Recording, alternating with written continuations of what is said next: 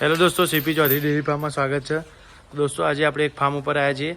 તો ફાર્મના ઓનરની આજે મુલાકાત લેશું અને એમની જે સારી ઓલાદની જે ગાયો છે બધી 6ઠ્ઠી થી 7મી જનરેશનની જે પંજાબથી પરચેઝ કરી છે એમના વિશે માહિતી લેશું. કયા બુલની છે અને કેટલા મહિનાની પ્રેગ્નેન્ટ છે, હોય ને કેવું વાતાવરણમાં સેટ થઈ છે કે નહીં, બધું માહિતી લેશું. તો આપણે પહેલાં સાહેબ તમારું નામ બોલો. પહેલાં મારું નામ ચૌધરી વિનોદ કુમાર મેઘજીભાઈ, ગામ રામપુર, તાલુકો સતલાસણા. બરાબર. તમે આ ફિલ્ડમાં સાહેબ કેટલા વર્ષથી કામ કરો છો? આ ફિલ્ડમાં કામ તો 2010થી કરું છું. હા. અને સાહેબ તમે આ ગાયો કેટલા સમયથી પરચેઝ કરી હતી? આ ગાયો પરચેસ કરી 12 મહિના જેવું થઈ ગયું. 12 મહિના જેવું થયું. તો આપણા પહેલી જ જે ગાય દેખાય છે કયા બુલની છે? એ ગાય છે 40-28. 40-28ની પ્લુટોની. આ કયું વેતરની ગાય છે? હારી આ ગાય બીજા વેતરમાં એ વિહોણી હાલ. બીજા વેતરમાં એના નેચે શું આવ્યું હતું સાહેબ? અને છે વાછડી છે. વાછડી આવી હતી. કયા બુલની આવી હતી? એ WWS ની છે. WWSના બિગ શોટની. બિગ શોટ બુલની આવી હતી. કેટલું દૂધ રહ્યું આ ગાયનું? તમે જે આ ગાયનું આ સેકન્ડ લેક્ટેશનમાં 32+ દૂધ આવ્યું. 32+, આખા દિવસનું 32+ રહ્યું. ગાયને કોઈ પ્રોબ્લેમ આવ્યો તો લાયા ત્યારે કે મસ્ટાઇટિસ? એવું પ્રોબ્લેમ તો કોઈ આવ્યું નહીં. બરાબર. તો તમને પંજાબથી જ્યારે આ ગાયો પરચેઝ કરીને લાયા તો અહીંયાના વાતાવરણમાં સેટ થઈ જઈ કે હજી પણ થોડી અત્યારે તો હાલ સેટ થઈ જાય. સેટ થઈ જઈ? અને આ ગરમીની સિઝનમાં સ્પ્રિંકલર જરૂર પડશે આ બધી ગાયો ઉપર? હા, જરૂર તો પડશે જ. જરૂર પડશે.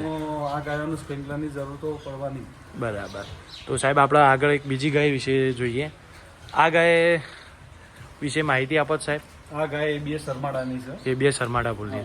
એ હાલ પ્રેગ્નેન્ટ છે. હાલ પ્રેગ્નેન્ટ. કયો મહિનો ચાલુ? ડ્રાય બ્રીડ ઉપર. ડ્રાય પીરિયડ ઉપર છે એમ ને? તો આ ગાયની જે અરમાડાની બુલની ખાસિયત છે, ખાલી ગાયની ચોડાઈ દેખો ઉપરથી, લેન્થ લંબાઈ જે તમે જોઈ શકો. તો વિનોદભાઈ પણ દેખાતા નહીં એટલી એની હાઇટ. તો વિનોદભાઈ, આ ગાય કયા વેતનની છે? આ સેકન્ડ લેક્ટેશનમાં પ્રેગ્નેન્ટ છે. સેકન્ડ લેક્ટેશનમાં. તો પહેલા વેતરમાં કેટલું દૂધ આપ્યું હતું આ ગાય? પહેલા વેતરમાં મને 36 લીટર દૂધ કાઢ્યું આખા દિવસમાં. આખા દિવસનું 36 લીટર દૂધ આપ્યું હતું. અને કેટલા સમય સુધી જે એનો પીક લેવલ જેને બનાવી રાખ્યું હતું? લેવલ એનું એ પ્રેગ્નેન્ટ થઈ 6ઠ્ઠો મહિનો થી 7મો મહિના સુધી એનું પીક લેવલ હતું. 6 થી 7 જે 30 થી 32 લીટર સુધી. 32 લીટરનું પીક હતું. અને બધા કહેતા હોય છે કે પંજાબની ગાયોનું દૂધ થોડું પોણી જેવું હોય, ફેટ SNF નહીં આવતા. તો તમારે કેવું રહ્યું? ના, ફેટ ફૂલ આવે છે. દરેક દૂધનો ફેટ 4-4.5 ફેટ આવે છે. SNF 8-9 આવે. SNF પણ સારા એવા આવે. આ જે બ્રીડવાળી ગાયો છે, આ કઈ જનરેશનની ગાયો છે? આ લગભગ 6 જનરેશન 6ઠ્ઠી જનરેશન. આ ગાયના નેચર જ્યારે ફર્સ્ટ ટાઈમમાં વિહોણી તો શું આપ્યું હતું આ ગાય? એ વાછડી આવી હતી. વાછડી આવી, ડેથ થઈ ગઈ હતી. ડેથ થઈ. કયા બુલની આવી હતી? એ બુલનું તો કોઈ ધ્યાન નહીં એનું. હા, પંજાબથી પરચેઝ કરી હતી તો ધ્યાન નહીં. બરાબર. જે પંજાબની જે ગાયો છે એમાં જે ABS બ્રીડ છે, જે અરમાડા બુલ, જેની હાઇટ, લેન્થ, પગનો સ્કોર, જે લેગ સ્કોર કહીએ છીએ આપણે, ખાલી એનું જોઈ શકો છો કેટલી એની હાઇટ છે. કેટલા ક્વિન્ટલને હશે આ ગાય અંદાજે? આ લગભગ 100-150 150 ક્વિન્ટલ. જે હવે તો એને ડ્રાય મેટર ને બધું ચાલુ થઈ ગયું એટલે વધારે જે 800 ઉપર જતી રહેશે. તો વિનોદભાઈ, આપણે આ બીજી ગાય વિશે માહિતી લઈએ. તો આપણે આ ગાય વિશે માહિતી આપો તો વિનોદભાઈ. આ ગાય PDF ના સિમનની છે. PDFના સિમનની અને બુલના દિવસનું હા. 42 લીટર પ્લસ દૂધ કર્યું. 42 લીટર. હા. જે પંજાબનો ગવર્મેન્ટના જે સિમન આવે છે PDFના, એ બુલની છે, જે 42 લીટર આખા દિવસનું દૂધ આપે છે. બીજો વેતરમાં. બીજો ઇતર. તો તમે પંજાબથી બધી જ ગાયો ફર્સ્ટ ટાઈમ પરચેઝ કરી હતી? હા, જે પોત ત્યારે ફર્સ્ટ ટાઈમ હતી 2 સેકન્ડ લેક્ટેશન. 2 સેકન્ડ લેક્ટેશન હતી.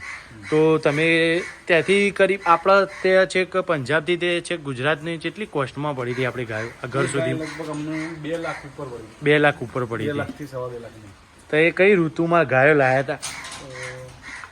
ડિસેમ્બરમાં 10મા મહિનામાં લાયા હતા. શિયાળો બેહવાની સમયમાં જ. તો શિયાળાના જે ચાલુ થાય ત્યાં સેટ થઈ જવા માટે લાયા હતા. શિયાળા ઠંડા વાતાવરણ સેટ થઈને. આ ગાયનું જે બચ્ચું આવ્યું હતું એ કયા બુલનું આવ્યું હતું? આ બાઈને બુલ આવ્યો હતો. બુલ આવ્યા હતી. બુલમાં ગાભણ. અને હાલ આ ગાય ગાભણ છે એમ ને? હા, હાલ ગાભણ છે. બરાબર. 44-32 કન્વર્સલમાં ગાભણ. 44-32 બુલથી કન્વર્સનલી ગાભણ છે. બરાબર. આપણે જે આ એમના ફાર્મની સૌથી ટોપમાંથી ટોપ ગાય છે, પ્લુટોની છે, જે ડેનમાર્કનો પ્લુટો બુલ છે, 40-28 બુલની. તો આ ગાયની ખાસિયત ટાઈમરમાં 42+ દૂધ અમે બનાવ્યું. ફર્સ્ટ ટાઈમરમાં જ 42+ દૂધ બનાવ્યું હતું. બરાબર. આ ગાયનું જે 42+ દૂધ હતું, હાલે દિવસનું 20 લીટર દૂધ હાજર છે. હાલે દિવસનું 20 લીટર દૂધ હાજર જ છે. તો બરાબર. આ ગાયની એક ખાસિયત એક બીજી છે કે એની લેન્થ લંબાઈ દેખો તમે. જે ગાયની પ્લુટોની ખાસિયત જ એ છે, ડેનમાર્કની દરેક ગાય હાઇટમાં જે બીજી સીમન કંપનીઓ કરતાં પણ એમની ડેનમાર્કની ગાયની જે હાઇટ હોય વધારે જ હોય છે. તો વિનોદભાઈ, આપણા આ ગાયની જે ખાસિયત છે અને મિલ્કિંગમાં જે તમે કીધું ફેટ એસએનએફમાં આ ગાયનો કોઈ પ્રોબ્લેમ આવ્યો હતો? ના, કોઈ પ્રોબ્લેમ નથી. ફેટ એસએનએફમાં કયું? અને આ ગાય ગાભણ છે? હા, ગાભણ છે. આ પણ ગાય ગાભણ છે. તો આ કયા ભૂલથી ગાભણ? 4432 થી જ છે. 4432 ભૂલથી જ ગાભણ કરેલી છે. બરાબર. તો આ ગાય જે છે આપણે, એ બધા કહેતા હોય છે કે જે વધારે ડેનમાર્કની ગાયો હોફું છે તો હોફવાનો પ્રોબ્લેમ રહે. હા, એ ડેનમાર્કમાં થોડી ઓફવાનો પ્રશ્ન રહેશે મને. હા, ડેનમાર્કમાં થોડી સાચવવી વધારે પડે. હા. તો તમે પંજાબથી ફર્સ્ટ ટાઈમ ગાયો શા માટે ખરીદી તમે? ફર્સ્ટ ટાઈમમાં એ માટે કે આપણે એમાં કોઈ એવું એન્ટીબાયોટિક યુઝ ના થયેલી હોય, ગાયને વધારે પડતી કોઈ દવાઓ યુઝ ના થયેલી હોય, ફર્સ્ટ ટાઈમર હોય તો હોય આપણે 2-3 વેતર દોઈએ કે 2-3 વેતર દોઈએ કે. બરાબર. અને હચવાય કસ્ટમર લાવવા માટે. બરાબર. બીજી પણ આપણે આ ગાય વિશે પણ માહિતી આપે તો. આ વાસળી છે ડેનમાર્કની 40-20ની 40-20 થોરની. થોરની. બરાબર. અને ફર્સ્ટ લેક્ટેશનમાં 37-37 લીટર દૂધ કરી હતી. 36-37. બરાબર. એનો વાછળી છે WWSની ઓલસ્ટારની. ઓલસ્ટારની જે આપણે આગલા વિડીયોમાં એન્ડિંગમાં દેખાડશું વાછડીઓ પણ જે વિનોદભાઈ તૈયાર કરી રહ્યા છે 12 મહિનાના અંદર એમની વાછડીઓ તૈયાર કરી છે એ પણ દેખાડજો. જો થોરનું પણ રિઝલ્ટ જે ડેનમાર્કની ગાયો છે એમની ખાલી હાઇટ ને લેન્થ દેખો તમે. ડેનમાર્ક બુલની ખાસિયત જ એ છે કે ગાયની હાઇટ લેન્થ લંબાઈ બહુ જ વધારે હોય. તો વિનોદભાઈ, આપણે આ છેલ્લી ગાય રહી પંજાબથી પરચેઝ કરેલી. આ ગાય વિશે તમે કહો તો. આ પણ ABSની છે. હમ. અને આનું 40 લીટર ઓછું દિવસનું. 40 સેકન્ડ લેક્ટેશનમાં. હાલ કયા મહિનો છે ગાભણ? હાલ 5મો મહિનો પ્રેગ્નેન્ટ છે. 5મો મહિનો પ્રેગ્નેન્ટ છે. જે આવતા 44-32માં ગાભણ છે.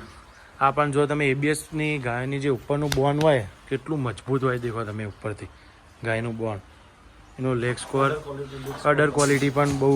આ હાલ કેટલું દૂધ આપે છે? હાલે દિવસનું 16 લીટર. દિવસનું 16 લીટર જેટલું દૂધ આપે છે. તો સારું કહેવાય. જે હાલ પણ આપણી જે નોર્મલી ગાયો કરતાં જે આ પ્યોર એચઅપ જે બ્રીડ તરફ જઈ રહ્યા છે ખેડૂતો, એમની ગાયો છે 16 લીટર જે 5-6 મહિનાની ગાભણ છે તો પણ આપણે જે આપણી ગાયો પીકમાં પણ નથી આપતી. તો તમને આ 6 ગાયોથી તમે આ વર્ષે કેટલું દૂધ ભરાઈ દો? આમ 6 વર્ષે 6 ગાયે આ વર્ષનું દૂધ 20-22 લાખનું દૂધ છે. 20-22 લાખનો આ ગાયોમાં. અને જે આપણી ક્રોસ ગાય 22 લાખનું થઈ જશે. અને જ્યાં વર્ષમાં એમને દૂધ ભરાય છે. બરાબર. નવી લાયા હતા તો પણ ગાયો તમે સારી રીતે સેટ કરી. હાલ આનું કયું ફીડ ચાલવું? ફીડ હાલ ડિવાઇનનું આપું છું. ફીડ ડિવાઇનનું ચાલવું. તો આપણે જે વિનોદભાઈ આ બધી ગાય જે સીમન મૂકીએ, જે આપણો ABSના અને 44-32 જે મેગ્નેટનો બુલ, એ બધા સીમન તમે ક્યાંથી પરચેઝ કર્યા? એ વિશ્વાસ પશુ મેડિકલ સોલ્યુશનથી પરચેઝ કરેલા. ભાવમાં કેવી રીતે તમને સેટ કરી આપ્યા હતા? ભાવમાં પણ વ્યાજબી રીઝનેબલ ભાવમાં આપું છું. બરાબર. ચલો તો વિનોદભાઈ, આપણે હવે હિફરો જોઈએ તમારી. તો આજે આપણે જે વિડીયોમાં ગાયો દેખાડી તો એ ગાયની જે હિફરો આવી હતી એ વિનોદભાઈને 12 મહિનામાં તૈયાર કરી. તો આપણે પૂછીએ વિનોદભાઈ, આ હિફર વિશે માહિતી આપો તો.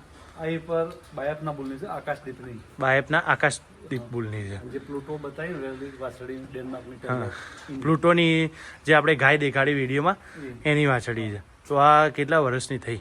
આ 14 મહિનાની 15 મહિનાની થઈ. 14-15 મહિના થઈ. અને એ કરી દઉં? હા, એ થઈ ગઈ. કયા બુલથી ગાભણ કરી? આ 44-32 સીમનથી ગાભણ કરી હતી. આ જે આપણો આકાશદીપની વાછડી દેખાય છે એનો તમે કેટલી વજન કર્યો તો એના પછી તમે એને એ કરાવી હતી? વજન અમે 400 કિલો વજન કર્યું. 400 કિલો વજન એ કર્યું હતું. બરાબર. અને હાલ કેટલા મહિનાની ગાભણ કીધી તમે? હવે 4 મહિના પૂરા થયા. 4 મહિના પૂરા થઈ ગયા. કન્ફર્મ ગાભણ? ચેક પાસ? કન્ફર્મ થઈ ગયું. બરાબર. આપણા બીજી વાછડી વિશે. બીજળી આ રહી પાછળી એ ઓલસ્ટારની છે, WWSના ઓલસ્ટાર બુલની છે. આને પણ AI થઈ ગયેલું છે? હા, આને પણ એ થઈ ગયેલું. આને પણ AI થઈ ગયેલું છે. આ કઈ ગાયની છે? એ જે આપણે બતાવી PDF ના સિસ્ટમની. હા, એની વાછડી છે. બરાબર. આ વાછડીનો પણ રેટ એવો સારો 400 ઉપરનો છે. છેલ્લી વાછડી છે વિનોદભાઈની જે એ વસ્તાની છે WWSના ઓલસ્ટાર બુલની છે એમ. એની માથો એની માર થોર બરાબર. અને કયા સિમનથી પણ ગાભણ છે? આ સેક્શન 4432 4432 લગભગ આ વખત આર્યા ફાર્મો બધા જ 4432 બુલ વપરાણો છે. જે ફર્સ્ટ ટાઈમર ઉપર સેક્સેટ ને 2-3 ગાય ઉપર પણ સેક્સેટ વપરાણો છે. જે એમને સારો એવો કન્સ્ટ્રક્શન રેટ લીધો છે આ વખત વિનોદભાઈને. વિનોદભાઈ ખુદ એઆઈ વર્કર છે, એમના ફાર્મ ઉપર પોતે જાતે જ એઆઈ કરે છે. તમે વિનોદભાઈ આ ફિલ્ડમાં ફરો છો બધા, તો અત્યારે ફિલ્ડોમાં ગાયમાં શું પ્રોબ્લેમ વધારે દેખાય? રિપીટનો ઇશ્યુ બહુ હોય. રિપોર્ટનો. તો રિપીટનો પ્રોબ્લેમ ના બને એના કારણે શું કરવું જોઈએ? તો સારો એવો મિનરલ આપવું પડે, સાયલેજ જરૂરી છે. સાયલેજ જરૂરી છે. Feed management. Feed management.